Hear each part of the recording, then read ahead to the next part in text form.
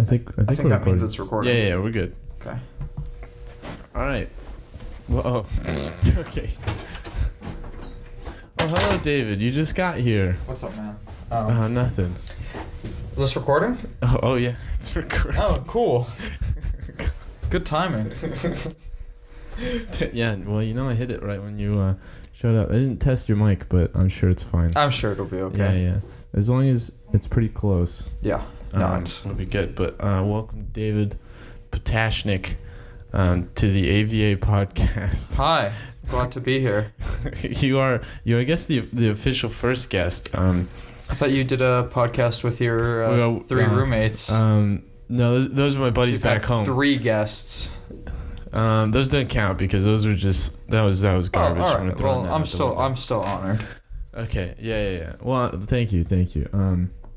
So, have you done anything like this before? Well, in high school, I had my own radio show called the Fresh Fish Podcast. Okay. And what we would do is we would pull freshmen out of class with teachers' permission. Okay.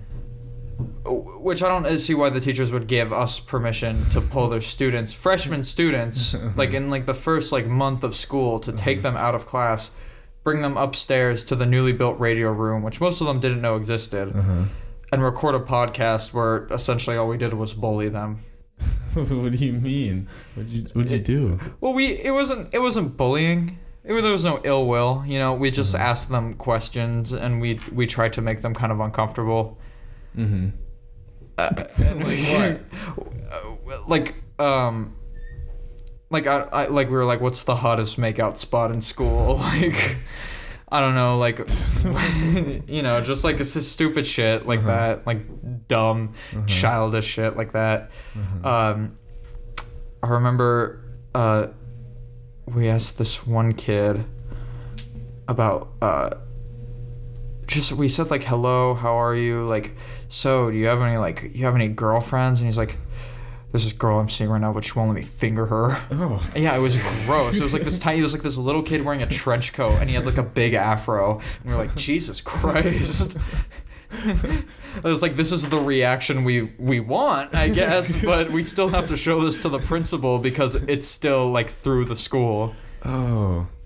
So wait, do admins watch it? Do they listen to it? Well, the principal supposedly listens to it, but we never got in trouble. I don't see why the kid who said his girlfriend wouldn't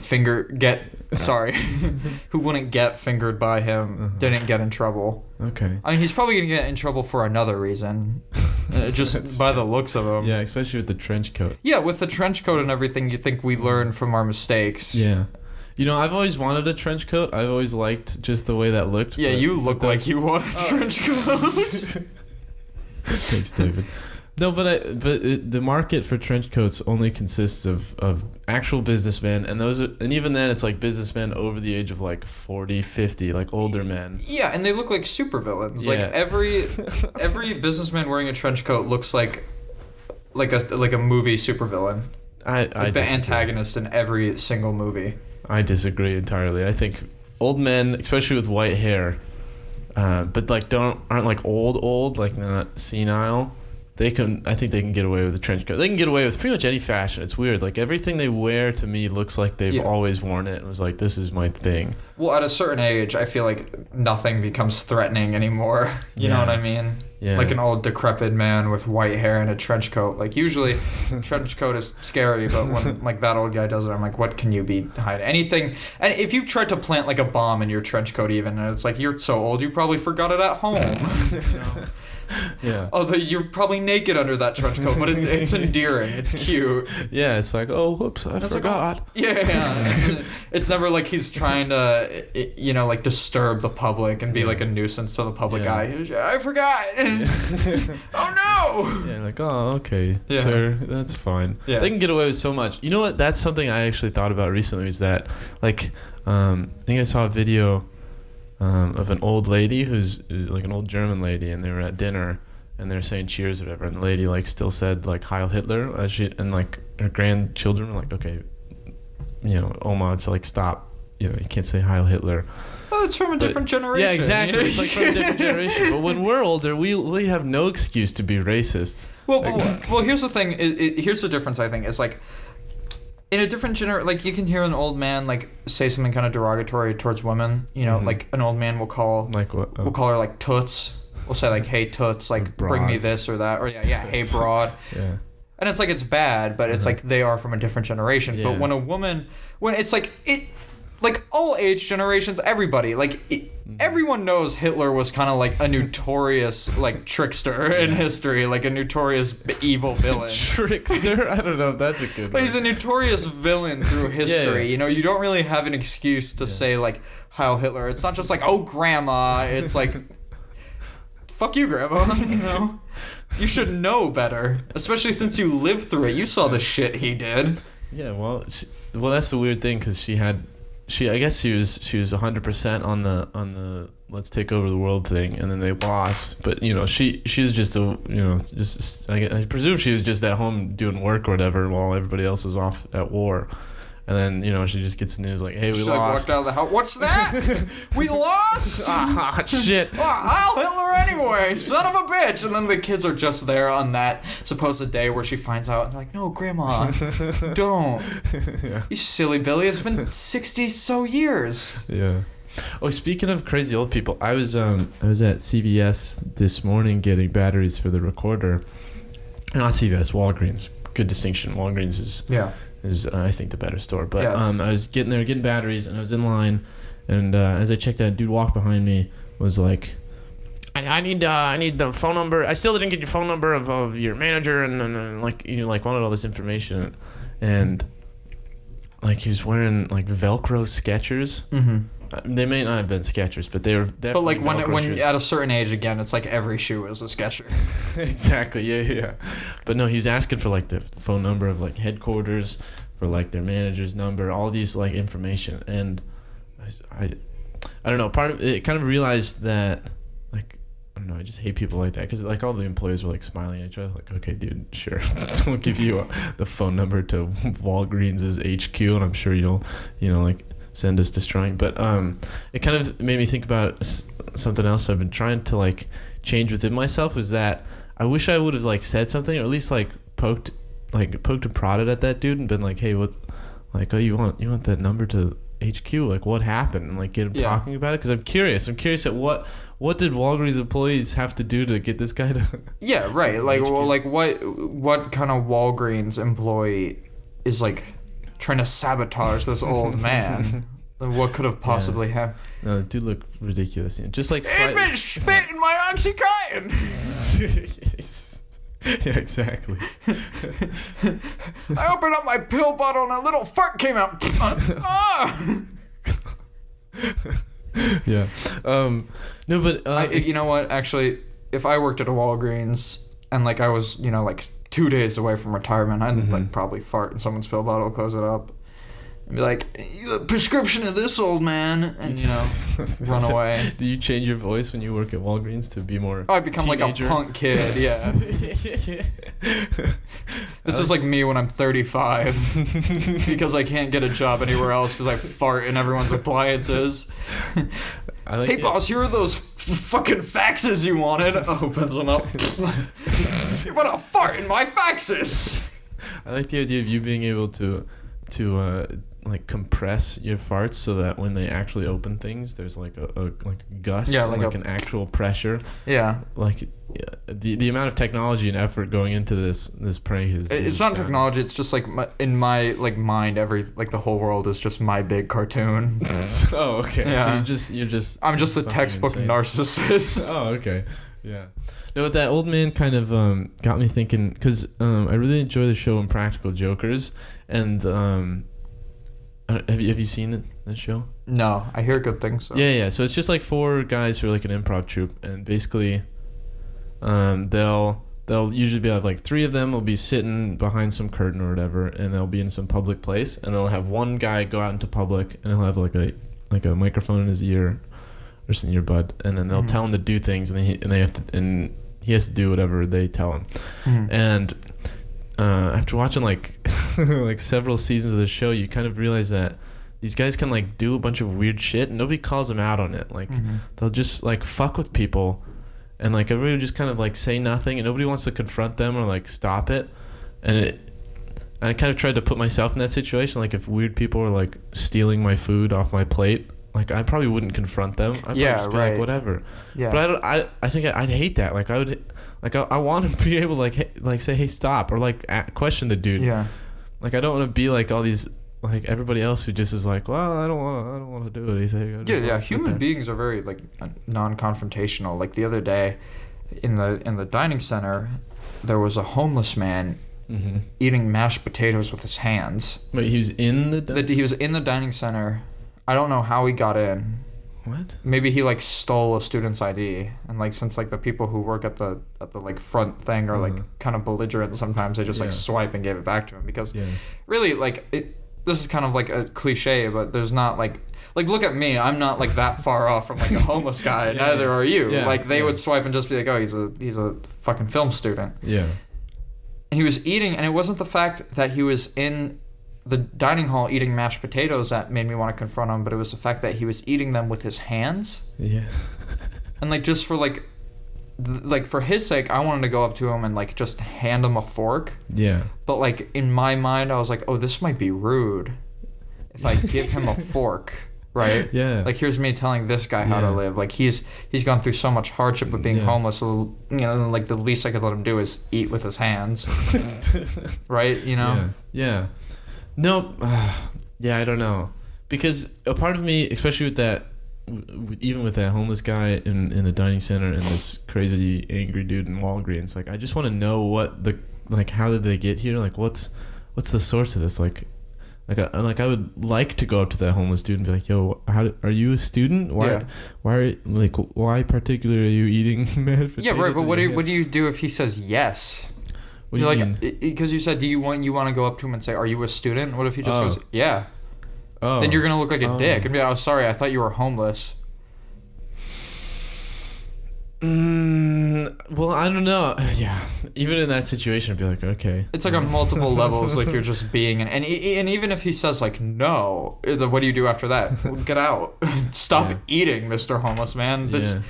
This is going to the kids who deserve it. I don't know about deserve. No, but that's why. No, I'm not saying that they deserve it. I'm just saying like that's what you would sound like when you do this to that homeless man who's bound to probably be there tonight. Yeah, I don't think you should start with asking if they're a student. I'd say just get. At least for me, I just want to know why they're eating mashed potatoes with their hands. Or I like to get to know them first, right? Yeah. Because that kind of that dialogue path of like, are you a student? Yes.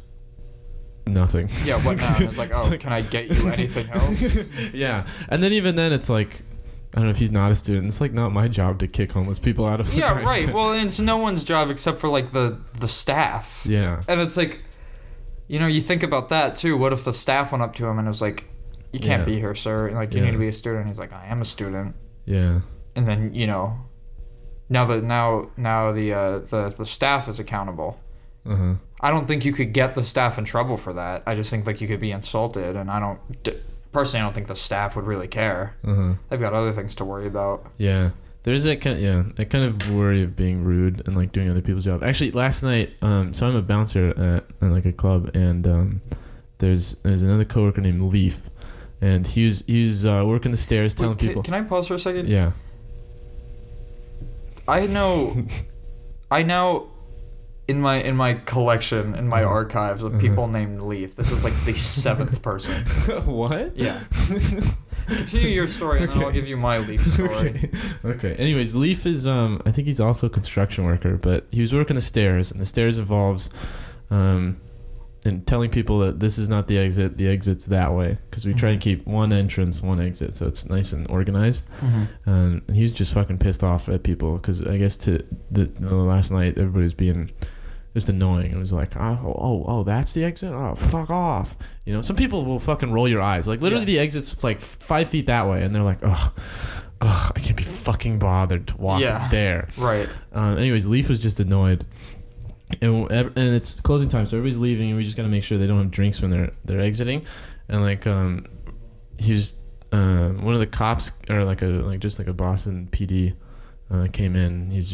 Sometimes we just have police officers there, and one guy came in, but he wasn't the usual officer that came in. I was telling Leaf, I missed that really attractive, like, is this really young, like nice crew cut, like a male model of a police officer, and right. He's like all the women coming up to him, and I was telling him I missed that, and some dude was like overhearing our conversation, some drunk dude, and was like, "Oh, I'm an attractive man," and just walked over, and Leaf was like, "Dude, I'm not talking to you, leave." And he was like immediately just like flustered, was like, "Whoa, what the hell?" He's like, "Dude, go away." And like a part of me was like, "Damn, Leaf, that was kind of harsh," but at the same time it was like, yeah, okay. I don't know, I wish a part of me could be like, yeah, fuck off, dude. Like I don't think I have that bone in my body where I can like just be rude to people I don't know. Yeah, but I could be rude to somebody named Leaf and not feel bad. Like, I feel the same way, but if they have a name like Leaf or Wolf or like Spirit, even if someone's named Hope, I don't mind being rude to them. No, it's not Leaf as in like the branch. I think Leaf as in like Leif Erikson. Like, I don't care. I don't care. Even Leif Erikson is worse. Okay, what are the other Leafs you know? So I know a kid named Leaf. Who's named Leaf as in like the leaf, like tree. Leaf, yes, branch. As in the leaf. And he used to go to school with my brother at this place called Winston, and Winston was a place for students with special needs, but not like like Down syndrome, but like kids who were like slightly on the spectrum or had like ADD. Okay. My brother lied about his disability to get in, but it's not like he lied about being like mentally handicapped. Okay. He just lied about having dysgraphia.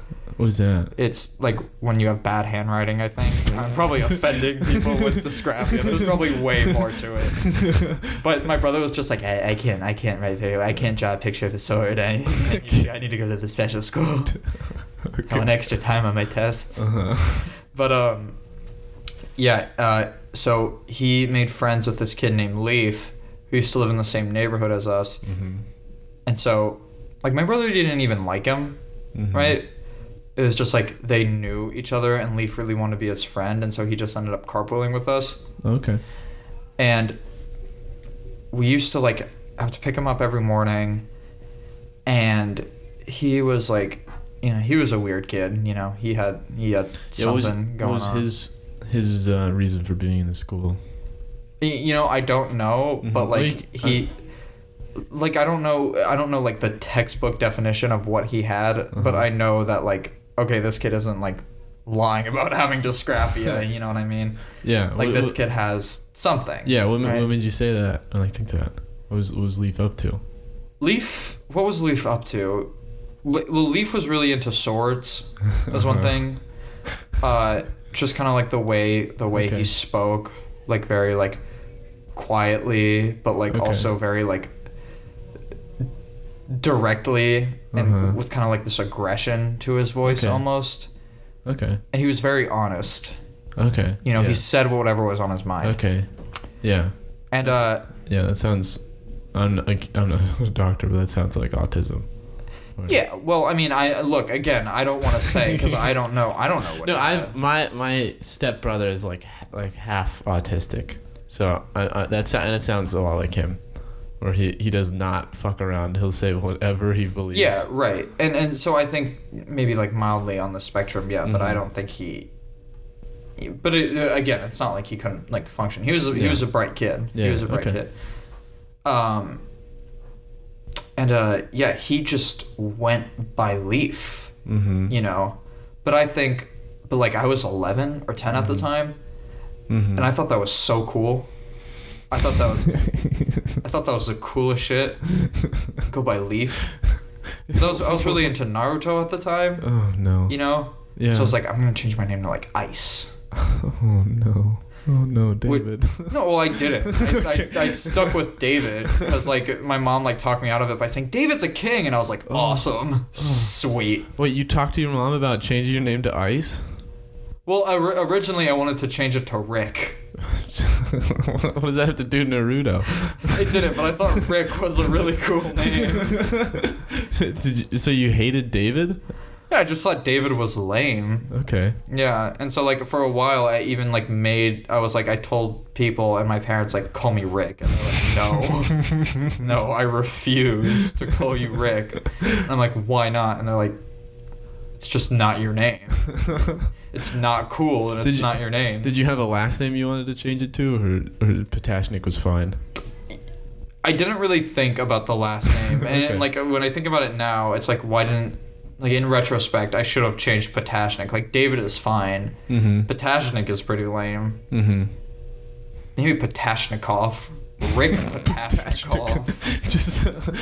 just make it more Russian for the sake of... Yeah, I sound like a KGB agent who kills people with skateboards. You know? Is that what the KGB does? No, but Rick Potashnikov does. I don't associate... Slick Rick Potashnikov. Oh, okay. Slick Rick adds the skateboard. Yeah. I don't know if Rick inherently is a skateboarder. Well, again, Rick was inherently a cool name, and when you're 10, like stuff like skateboarding is cool. Graffiti, you know. Yeah. Did you ever get into skating? I tried. So I broke my wrist. Uh-huh. I broke both. I used to play rugby. Oh, you know. Okay. I was a pretty built kid. Like I was fat, but I had like big shoulders, and I could run fast. Yeah. And yeah. That sounds like a Slick Rick to me. Yeah, but I had like really small legs that like went super fast. I looked like Knuckles the Echidna. You know. Uh-huh. I had like really like long hair, but with gel in it. Yeah. But so I used to play rugby, and like the first practice, some kid tackled me, and I fell with my arms in the back, like stretched back, and so I landed on my wrists. Mm-hmm. One of them broke. One of them got fractured. Oy. I was walking around in a cast. Mm-hmm. And then like a what's it called, like a split? Sling? A sling, yeah. And then my brother was trying to learn how to skate at the time, and I was like, I want you to teach me how to skate. And he's like, no, your wrists are broken. And I was like, no, I promise I won't fall. Oh, Now keep in mind, like again, like big body, like tiny legs. Yeah. I'm just not proportionate. Yeah, right, exactly. Like I'm bound to fall. I'm like an overloaded ice cream cone. Okay. Like you can't just stand it up. Like you have to put it on a holder. Yeah. And so I immediately get on the skateboard.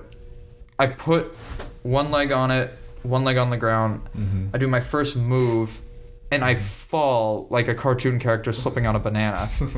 And I fall right on the other fractured wrist. And it went into a complete break. Got rushed to the hospital. Oh my god. Like a week after I had just gotten the cast, and my doctor was like, what is wrong with you? That's hilarious. How did you do this? I was like, I got on a skateboard. He said, why did you think that was a good idea? And I was like, because I'm Slick Rick, baby. I'm Slick Rick. That's so slick. No, when I was a kid, I got big into skating because there's a kid named Jake Tafoya. I love that kid, and he was big into skating. We got into tech decks. Do you know what a tech deck is? Is that the skateboard with your finger? It's the finger skateboards. Yeah, we got big into tech decks, and this was also around the time when the skate video game was coming out. Yeah, good video games. Yeah, those were good video games. So we got really into tech decks. And we buy tech decks, and I guess you can actually do tricks with tech decks. We'd all like do ollies and shit. We'd like go on the playground and like pretend it's like a skate park for our fingers and shit. And then eventually I was like trying to do research and shit. This is probably the first product I've ever bought where I was like trying to figure out like what's the best thing I can get. Because it's like with a skateboard, you've got the board, you've got the grip tape, you've got the trucks, the wheels, the bearings, like everything. You gotta know your shit. Yeah. And so it's probably the first product I researched. Anyways, I eventually go into like, I was gonna like order it custom, but I think my mom was like, no, we're just gonna go get a skateboard. And so we go into like Zoomies. Does that still exist? Is Zoomies? Zoomies still exists, but exists in like the worst part of every like suburb. You know what I mean? Yeah. Like I'm from Dallas, Texas, but you can't find a Zoomies unless you're in like Plano, which is like Dallas on heroin. You know? Yeah. I think all the Zoomies went away where I live, and maybe replaced by like. It's in every. every closing mall, there's a Zoomies. That sounds about right. And they're probably single-handedly responsible too. Yeah. Oh, definitely. Yeah. But there's like 4 stores that are all the same. It's like Zoomies, PacSun, Hot Topic. Hot Topic's, I'd say, like even more extreme on the like Spencer's gift shop. And Spencer's, that's the other one. Yeah. But anyways, going to Zoomies and I get an Enjoy, which is like a panda, and usually it's like pandas like having sex is their logo. Mm-hmm. So that was kind of awkward as a child to be like, Mom, I want that one. But I got one that was just a panda. They weren't fucking. But that's a weird way to lead into the sex talk. Yeah. You know your skateboard, sweetheart? Yeah, those pandas. Yeah, it had to be married. So I got this skateboard, and I think as far as I got into skating, I think if I was more successful and more coordinated and was not afraid of risk, I'd probably be into skating still. Or if I owned any protection, like any like wrist gear, like guards or like any sort of things. But I just had a helmet. If you skateboard with a helmet and wrist guards, like you look like a nerd. Yeah, you look like an absolute geek. The point of skating is to look cool. Yeah, exactly. Yeah. But anyway, so I get the skateboard and I bring it home, and basically I just sit there for like 2 hours trying to do an ollie, and I'm like looking up videos, and it's just on like the carpet, and maybe that's why I couldn't do it, or because I was just an uncoordinated elementary school student. But I just sat there doing it for like hours, and eventually I just gave up. I was like, all right, fuck skateboards. And I just gave up there. But I think if I had like, because I was really afraid of falling. I was really into skateboarding. Terrifying. But holy shit, dude. Some of the videos I'd seen of like people getting their balls just crushed and like not worth skidding. It. Yeah, and as a kid, not worth it. Yeah, we had like a little pocket rocket, like this little motorcycle, and me and my siblings all got like little motorized things, and I got this little pocket rocket, and I was scooting down the road, and I fell, and it's really just a minor fall, but it really scared the shit out of me. And I scraped up the side of my skin and all that. But never again. Skateboarding was not for Aidan, and instead I got deep into like video games. I think was my next. Yeah, you skateboard in the video game. Yeah, and you're like, this is exactly the same. Like, but the falling doesn't hurt me. Yeah, you know. Yeah, I was definitely afraid of like injury and shit like that. We had a summer camp where we'd go to, and that had it was a Christian one, and I didn't realize it was a Christian until like 3 years after I'd been to it every single year. You saw the giant fucking crucifix. Yeah. They would publicly execute one person as a sacrifice to the blood god, to the camp god, to the god of fun. Yeah. Otherwise, it'd be a whole mess if you didn't do that. But it's called Camp Timberline, and they'd have like big extreme like shit that you do. They'd have like those giant I don't know what to call it. It's like a big balloon in a lake, and like one person jumps down, the other. I know what that is. Yeah, I don't know what it's called. Yeah, I'm surprised people haven't died from. Maybe there's got to be somebody that has died. People have died from everything. Yeah, I still remember there was one where they literally just have 2 really high poles, and they've strung a rope in between them. They're probably like 30-40 feet in the air. Yeah. And then they attach a rope across the 2, and then one rope down the middle with just like a seat in it. And then they tie you up, they pull you up, and then they let you drop. And they had to like convince me, persuade me to get up there, and they were like, all right, Aidan, and don't scream, otherwise you're a girl. And the first thing I do is like just start fucking screaming. Everybody's laughing at me, and it made me feel awful. I was like, holy fuck, I fucking hate this so much. And this was at a Christian camp? It was at a Christian camp, yeah. Thou shalt not be a pussy. Yeah, it was really weird. I didn't realize it was a Christian camp for a while until...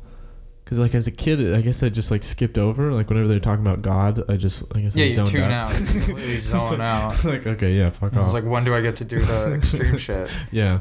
You know what's funny is, like, parents won't let their kids, like, go sleep over at someone's house, or they won't let them do, like, certain things, like, stay up past whatever time in, like, the middle of the suburbs, but then they'll send their kids to a camp, and then it's just, like, they'll let them jump off like a fucking bridge onto a giant trampoline into the middle of a lake, or propel themselves from like 2 poles on a rope and just like launch themselves from wherever to wherever, Like they don't mind as long as like they don't see it and like they're not responsible for it. Parents like don't give a shit about their kids. Well, because I'm sure they just see the pamphlet and it's like, oh, they got swings and they're gonna learn about God. They've got a swing. This thing doesn't look that bad. They got Jesus. Like it's all yeah, exactly. It's all good. And then you get there and the counselors are like, welcome to fucking hell, bitch. yeah, and they like, oh my God, there's a lot of bad experiences there. One was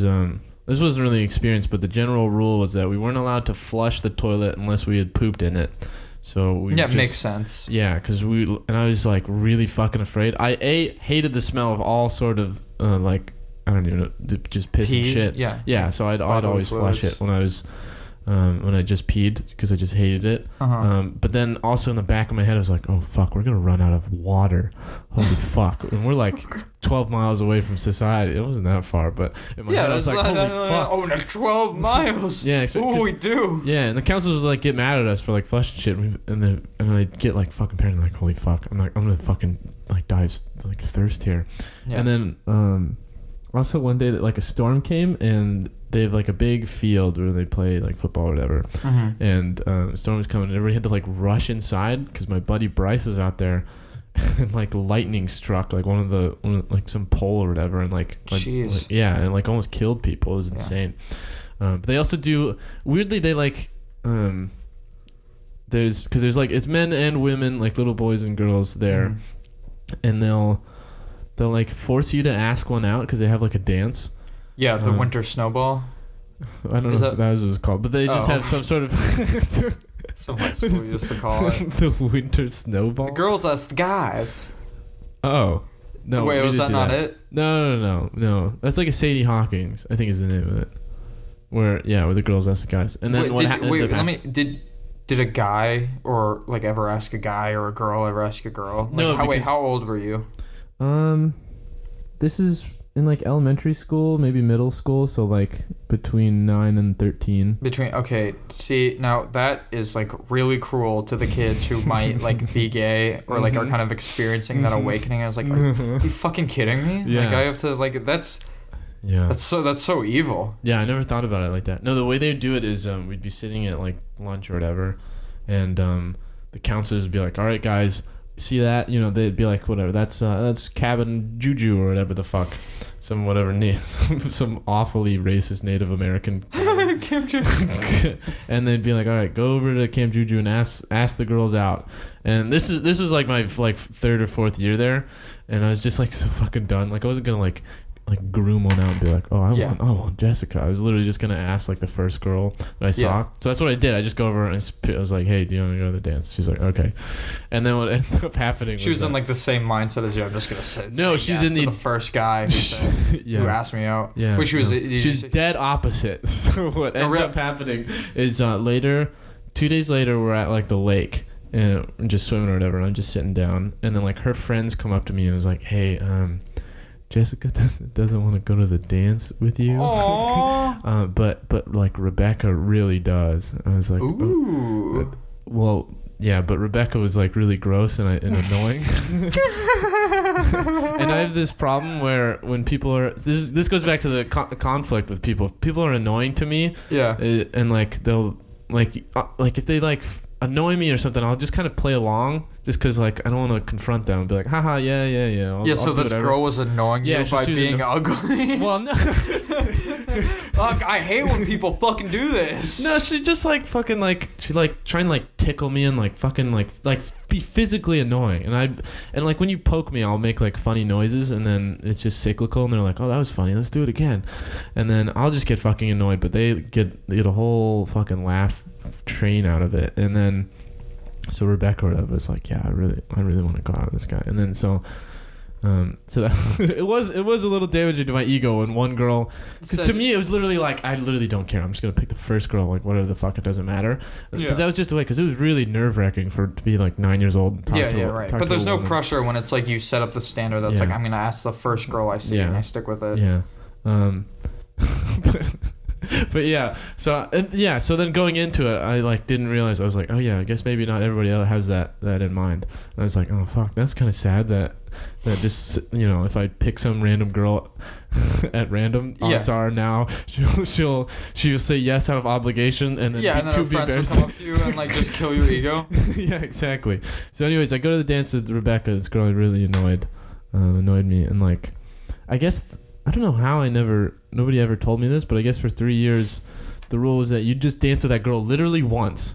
Yeah. And then at the dance, and then you go do whatever. Yeah. Like, you just have to like do the little like one step, twirl, one step. That then whole they thing. throw them in the meat grinder. And then you just go away. It's breakfast. And that's it. Yeah. Which I guess is good. In retrospect, I kind of like that for kids. Other than the gay thing. The gay thing is a bit problematic. That's very problematic. I wonder if summer camps have updated that. Yeah, maybe. Yeah, I doubt it. Especially not Christian ones. Can you imagine if they made like for kids like in this age range, like a gay summer camp, but then like that's equally problematic because it's like parents sending their kids who they think might be gay to a summer camp, and the kids are like, and the kid is like, I think this is weird. Like I don't like this. Yeah, you'd get so much shit in the news for like, because that's kind of like with that whole thing with like having like transgendered kids and like being like, oh well, not deciding their gender, like letting them grow up and decide. Yeah.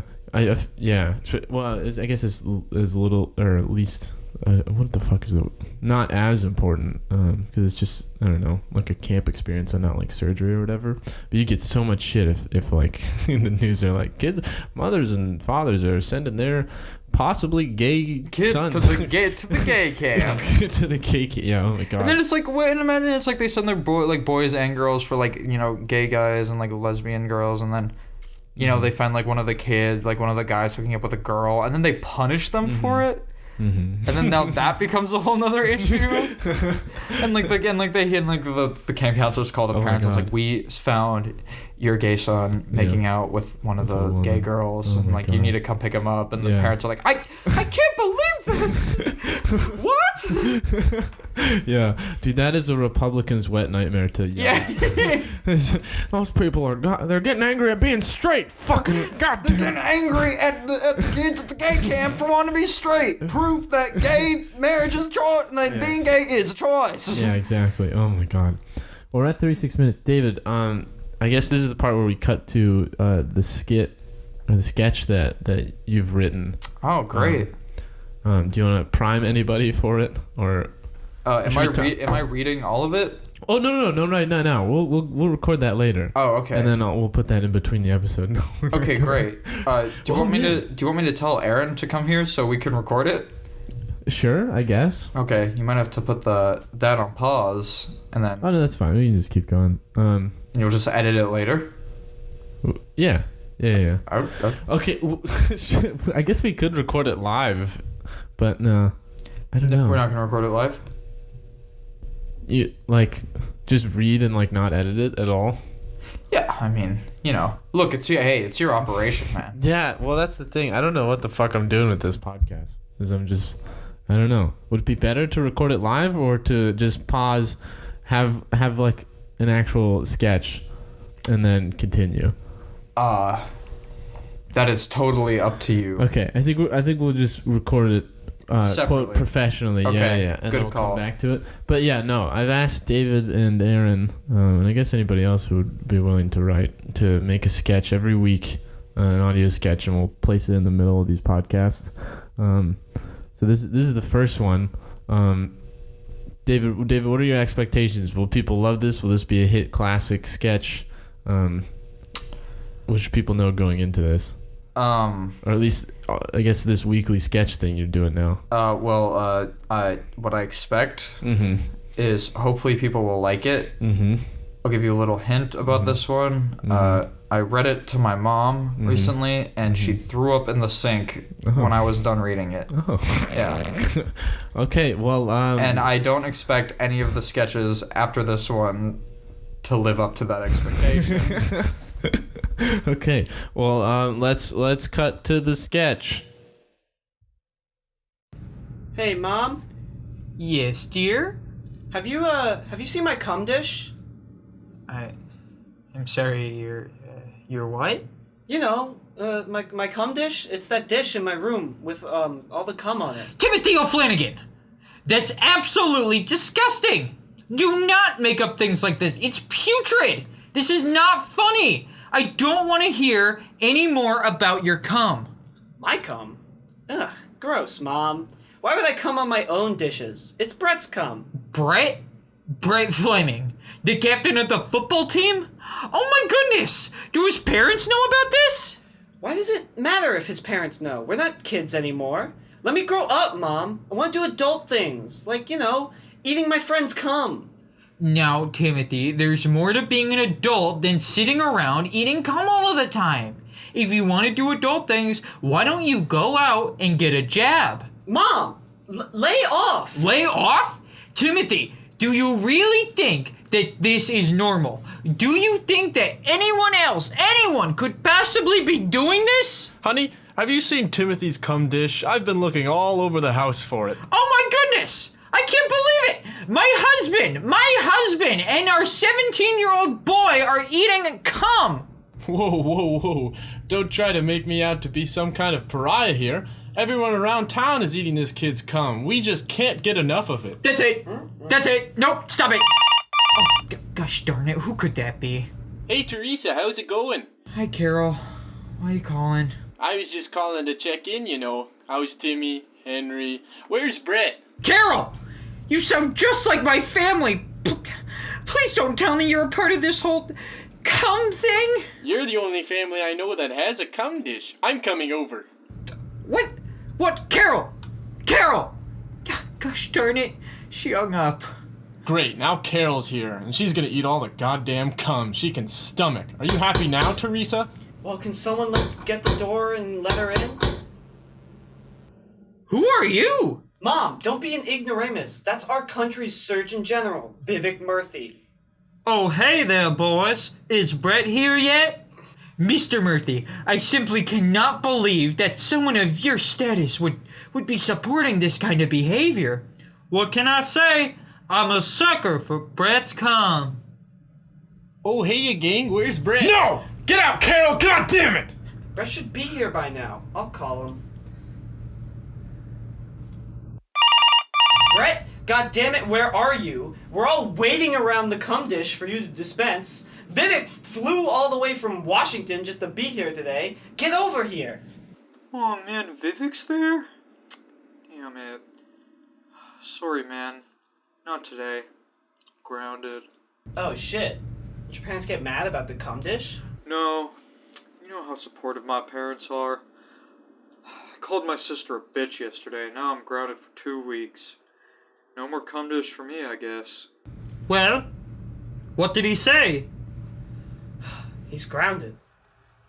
We can't do cum dish for 2 weeks. What? 2 weeks? Wait, Carol, don't! I'm just now realizing it's not worth it.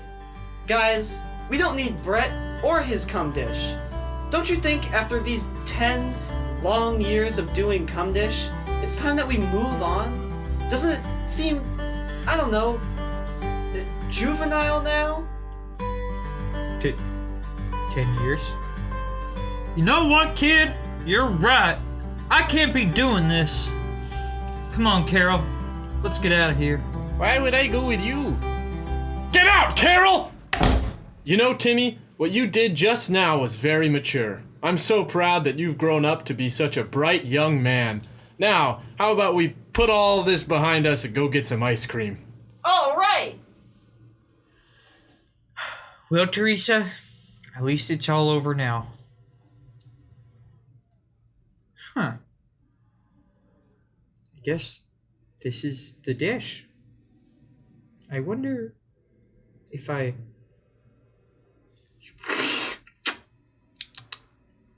Oh, now I get it. Boom. Worked it. And we're back. Whoa. What, wasn't that a funny sketch? I think that was great. I really liked the part with the cum in it. I don't know what you're talking about. Okay. Yeah, I think you and I were listening to the wrong sketch. Oh, yeah. No, I just got cum on the brain. What are you talking about? Summer camp? Did you ever go to a camp as a kid? So I have a complicated relationship with camp. Mm-hmm. I never went to a summer camp because I had like really bad separation anxiety. So like separation anxiety? Yeah, like I just didn't want to leave my house, you know? Okay. Like I hated going to school because I just want to be home. Oh, like even school was a problem. Yeah, like school was like up until like freshman year of high school. Like it so was your a problem. entire childhood and then up to that point? Yeah, or? like my entire childhood up to being a freshman in high school, I had like horrible like separation anxiety from just being home and like just being with like different people. Is that what made you anxious? Yeah, that was like the big thing. I was like I just didn't like I just didn't like being away from my comfort zone really, you know? Mm-hmm. Like even when I went to college, I was like really shaken up over it because like I don't want to leave. Yeah. You know, I don't well, like. Yeah, I think most people feel that. I don't like change. You know.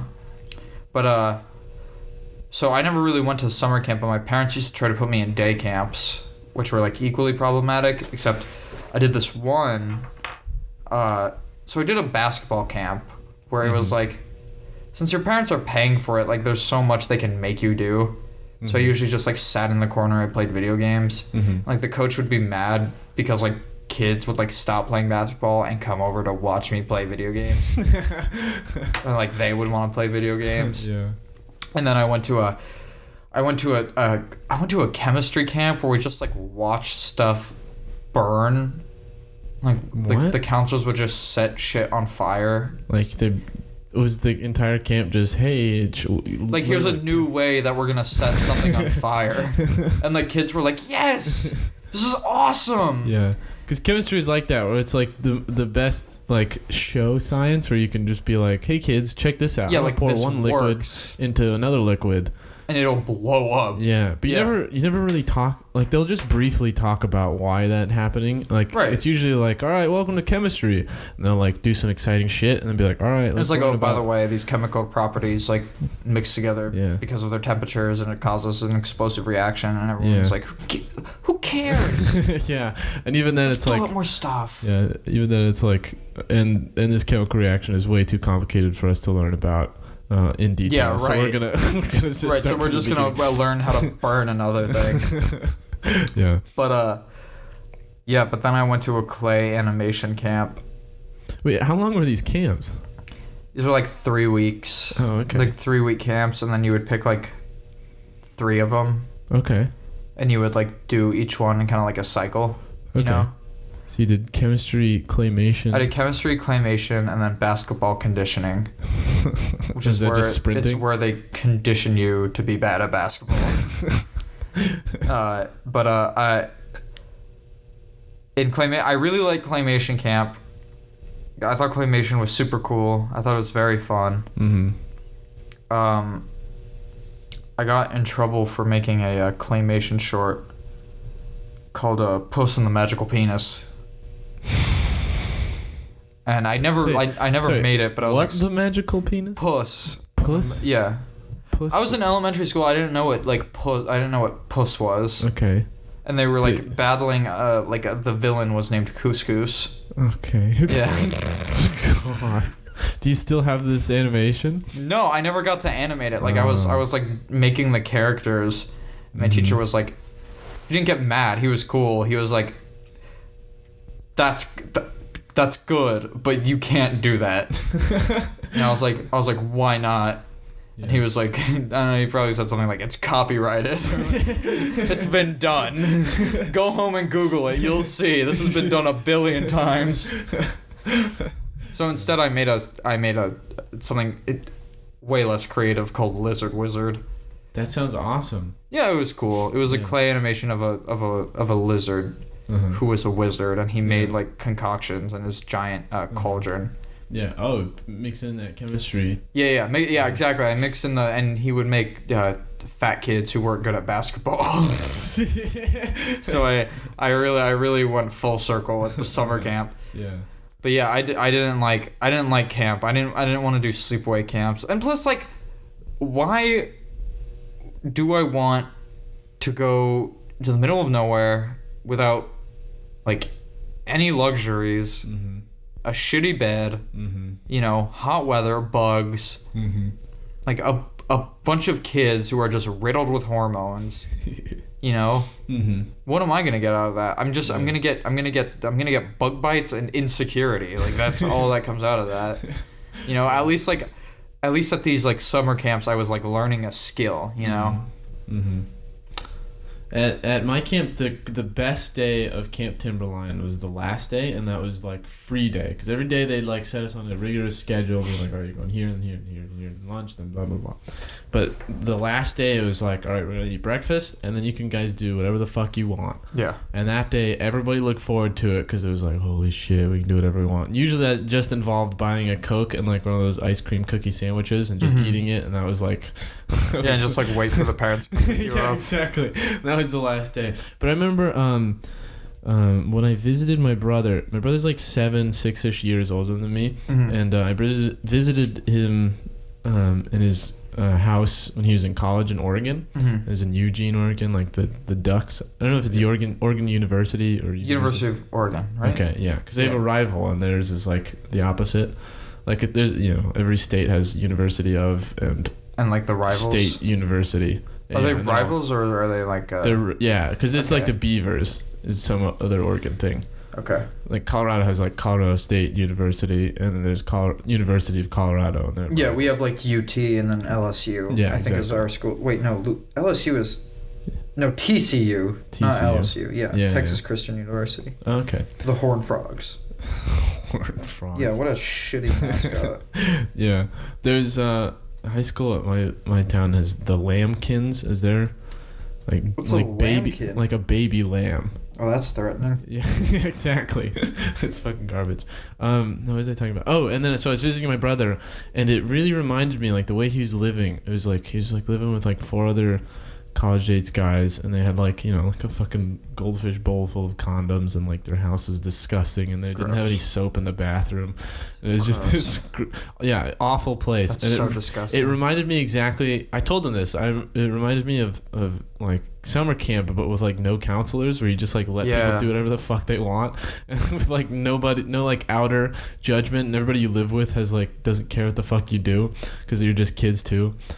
And that's what I kind of got excited about college, but at the same time I was like not ready for just the hygiene. Speaking of, my roommate is currently cleaning our dorm because it's fucking garbage. Yeah, your room is gross. It's awful. Your room is gross. Yeah, I have zero. I don't know who uses our toilet, as in like poops. I still use it to urinate it, but I don't know who the fuck uses it to shit. But I have zero respect for that person because it is disgusting. Our room is like clean. Like all the rooms are clean. Yeah. Or like, you know, they get messy every once in a while, but like everyone's room does. Yeah.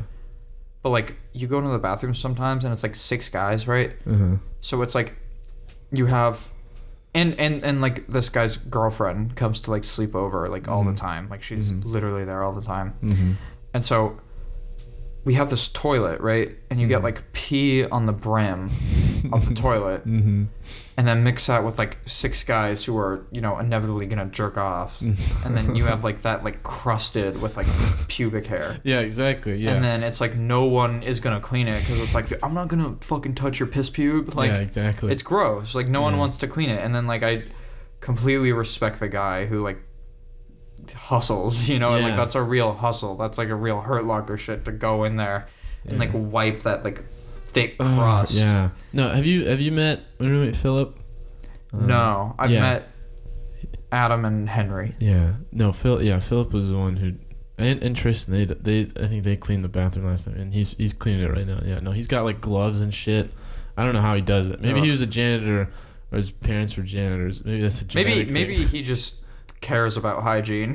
Well, yeah. Well, I mean, I care about hygiene to an extent, but that's the thing, is like all guys care about hygiene to an extent. It's just how low is that bar? But like, the bar isn't like I'm gonna put on gloves and like use a wet wipe, use a disinfecting wipe. Yeah, no, because there's just like, especially in the bathroom, there's just like stuff that gets there. You don't really know what it's made of. Yeah, like, it's just like, is it dirt or is it?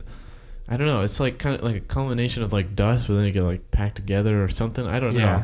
It's just entirely gross. But no, my brother's dorm was like basically that entire thing. Like it was fucking disgusting. like every single inch of it was like repulsive, and I was like a teenage boy, so my threshold for hygiene was pretty low. Yeah, low. It's low. Until like you're like in your 30s, like your threshold is pretty low. Yeah. And that's if you become successful, you know, like if you're like pretty like poor until like you're like in your 30, like 35, like you're gonna be gross. Like everything's just gonna be gross, and like you want to be a comedian. Yeah. And so do I. So like life is just gonna be gross. Yeah. Yeah. I think to me, 30-year-old men who are single are probably the most clean and just well-adjusted people, at least from the outside looking in.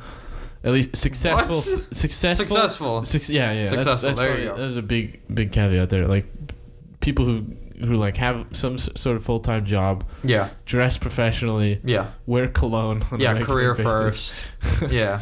Have probably like maybe 3 or 4 watches, you know, to like fit their outfits. Yeah. God, I aspire for that. That's like the shit. I look at him like, fuck that guy. Yeah, fucking 95. But then I'm like, I wish I had that. Yeah, exactly. That was a cool watch. Those are cool shoes. That guy probably has an awesome house. Yeah, that guy's he probably lives alone. Probably got so much disposable income he can. It's like when you're in high school, like you look at that and you're like, yeah, fuck that guy. Dude's a fucking conformist. Yeah, like I never want to live that life. I'm an artist, and then you like get here and you're like, oh my god, please. that dude, I'm like transferring to finances. Like I'm gonna go to a better college. Yeah. Speaking of which, do you think college has made you more intelligent? It's made me. What do you mean more intelligent? Do you think do you think the things that you have learned have made you like tangible? Like, do you have like, are you tangibly smarter? You know? I don't know if I can say that with. I've only been here like a semester. Like I haven't been here a full year. I don't think it's changed the way I kind of like academically think. If that's what you mean, like in EvoCom when we had to read things, if they were longer, I would just like cliff notes it. Yeah. Sometimes I'd read it. Sometimes I'd get halfway through and be like, oh boy. Like there was one where it was like, can't remember the reading, but it was just it was like a play, but like 99% of it were just stage notes, and I was like what? I can't. Dude, reading most of that stuff, I just felt like an idiot. Like I felt like such a complete idiot, and it's weird because like the old, like the newer it got, the more like incomprehensible it was. Mm-hmm. You know, like the last thing we read that I think I understood was Tartuffe. Yeah, and then after that, I was like, none of this makes sense. Yeah. No, I think there's a part of me that's like deep down wants to read that and enjoy it, but just doing it is I can't be bothered. I feel bad because I don't give a shit. Like I don't give a shit about any of it. Yeah. You know what kind of turned I probably would be a lot more negative, but we watched Twelfth Night. Is that the name of it? Twelfth Night. It was a Shakespeare play. Yeah. And there was like a really professional production of it done. It was some funny. Famous. Yeah, it was really well done. It was really fun. I really enjoyed that. If he told us to like read it or read some chapters, I probably wouldn't fucking care about Twelfth Night. But now I really enjoyed that. I was like, damn, there's something I'm missing in because it's funnier on stage. Like it's better on stage. Yeah. You know, I think there are certain plays like Lysistrata or like Tartuffe that you can read and be like, okay, I get it, and like I see where the jokes are. But certain like plays like that, it's like, or even Romeo and Juliet, you could read and just be like, okay, like I get it, I get the spiel, I get how this would be this or that. But then like Twelfth Night, it's like you've got to see that on stage, like because so much of like what is funny about it is just the performance. Yeah. And I think there's a part of reading to me that I hate because it like lacks. To me, like, to be fully engaged in something, I just need something visual and something audio, and then I can like sit down and like pay attention. But with like books, if I sit down trying to read, suddenly like I'm paying really close attention to like everything I hear, and if it's like silent, I can like hear like the slight ringing in my ears that's just kind of there by default, or every little noise will like immediately distract me, and like I'll get lost in my thoughts or whatever, and then. Same with like audiobooks or like podcasts. Like I can't just like sit there and listen to something. I have to like do something. Yeah. And that works better because I can usually do something productive. Like if I'm listening to an audio, like I can be like driving or something. I'll be getting something done. But like reading, I just can't find time for it because, like I can find time for it, but I just can't be bothered to sit there and then I don't know. Maybe I'm sure that's just a problem with myself. But I don't know how to. I think it's a conditioning thing. Like, I used to feel the same way, and I know it's only been like 21 days since like the New Year started. But my New Year's resolution was to try to just like read something every day. Like read for like 30 minutes to an hour every day or more. And it's like you really, when you do that, I think you just find out what you think is interesting. Because it's like you hear all these things about like, oh, these are like great books that you have to read. Like, like I was, well, there was like some book that somebody told me to read that was like phenomenal and like so good. And I couldn't get past like the first couple of pages just because I was like, I don't like reading stuff that's just not real, you know? Yeah. I don't like, so I started like, I was like, okay, so what's interesting to me? And I had just watched this documentary about Columbine, and I was like, okay, I'm gonna find like the like penultimate book about Columbine. I was able to like sit down and read that like hours a day, and then I was like, okay, what else is interesting? And I was like, the Manson murders, like what's on the same track of like Columbine, and like people like die, like the mind of a psychopath, and like now I'm like completely invested in that book. Okay. You know, it's like for me personally, I can become invested in something if it's happened and if it's real. Okay. Because I don't know, I think that's like just a kind of like a confronting your fears thing. Yeah, you know what I mean? Yeah. And it's like if I read something like Huckleberry Finn. Yeah. You know, or like not Huckleberry Finn, but like I don't know. 1984, for example. It's like I know this is interesting and I know that this is probably really good, and I've heard like it predicted this and that, but it's like I can't invest myself into it, which makes me sound like a complete dumbass. Yeah. No, I get what you're saying. Because I would listen to some audiobooks. The first one I listened to ever was like Joyland by Stephen King, which is just some crummy. It wasn't really that good, but I was just getting into audiobooks, and then I listened to Animal Farm, which is Orwell. Animal Farm is really Animal good. Farm I really enjoyed. I was able to read through the entirety of Animal Farm in like a day. I love that book. Yeah, well, it's short and it's really good. And there's a part of me, because it goes back to the reading thing where like I can't do it, but like when I find something I love, it's like holy fuck. Like I really loved Animal Farm. I was like holy shit, this is really good. Why isn't every book like this? Yeah. Because it's like, is everyone reading this? And it's like, yes. You're so behind. Yeah. And then actually I think before I'd read Animal Farm, I'd purchased there's a complete collection of H.P. Lovecraft, and I was like, this, because again, kind of what you were thinking, I was like, I think I'm interested by what Lovecraft has done, because I really loved the first season of True Detective, which was like the antagonist, kind of like, well, I guess this is kind of like this mythical antagonist, and they call him the Yellow King, and that was based on a book by Robert W. Chambers called The King in Yellow, and that was a guy who inspired Lovecraft.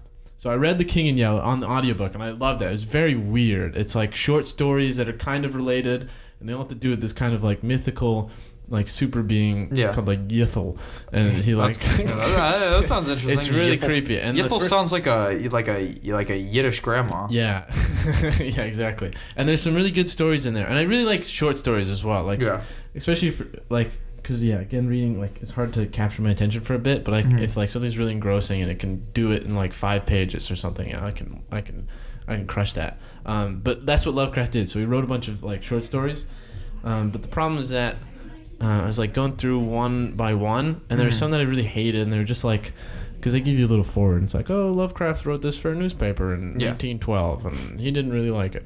Wait, he didn't really like it, and we don't think you will either. Yeah, but we're putting it in here. And they have like all of his like, you know, the greatest hits, like Call of Cthulhu and all that, and I've yet to read it because I just want to go through it one by one, but then as I'm going through it, I'm like, some of these are kind of bad, and they're like, you know, just about, like, they're just metaphors for immigration and calling, you know, aliens actual aliens and shit, and just racist shit, and but the problem is that I don't want to just like go through his greatest hits and then go back, because there's some that are not on there that I don't know about and have really really loved. Like there's one called like Dagon, where some guy, I think they're fleeing from World War II in like some boat, and like Germans shoot down their boat, and then he like passes out and he wakes up in some like driftwood. and then he's like just in the middle of the ocean, like, oh fuck, and he like passes out again, and then he wakes up and he's like in a sea of like fucking like black like tar. Yeah. And it just gets way weirder from there, and I love that so much, but I don't know, I just can't be bothered to read. Well, just pick up, but just pick up the stuff that you want to read. Like, pick up the short stories that you like. You don't have to read them one by one, because then you're gonna be like, oh fuck it. Well, why even read the ones that I like? Yeah. You know. Yeah. Well, when I came to college, I was like, I had all these like thoughts, like, okay, I'm gonna fucking do this every week. I'm gonna read a whole shitload. I'm gonna write a whole bunch of fucking like screenplays and shit. Mm-hmm. And then it just never happened. Especially the reading. I have a whole bunch of, I have like 3 or 4 books about screenwriting that I like haven't even touched, and I want to, but I don't know. I just can't. I have so many like books that I just like have not read. Mm-hmm. And, like, I just, like, bought, like, certain books because my grandma gave me a bunch of books, and I was like, I'm going to take these to college and I'm going to read them. And then it's like, I haven't read a single one, and I just get, like, these new books. Mm-hmm. And I feel like such an asshole. But it's like, I don't want to read any of these books I bought with me from my grandma because, like, none of them are, like, interesting. Yeah. All of them are about, like, this, like a man who, like, locks himself in a room, and then he comes out of the room a year later, and you know the world is so different, and he has like a garden or something. Yeah. Like none of these like things like connect together, because I just like I fall in and out of attention. It's like one minute I'm in a room, maybe he wasn't even in the room for a year. Yeah. Maybe he didn't even have a garden. Maybe I just read the word garden. I'm like, oh no, this guy has a fucking garden. Yeah. And I don't even remember what this book is called. But yeah. Well, David, we've done an hour. I think we can cut it off there if you want. Sure. All right. Is Aaron coming? No, I thought you said we were gonna. Yeah, no. Oh, do you want to record it now though? I mean, yeah, we've already got everything. Might as well, Okay, yeah, right? I'll call him. Okie doke. All right. All right. Thank you for listening, and doop.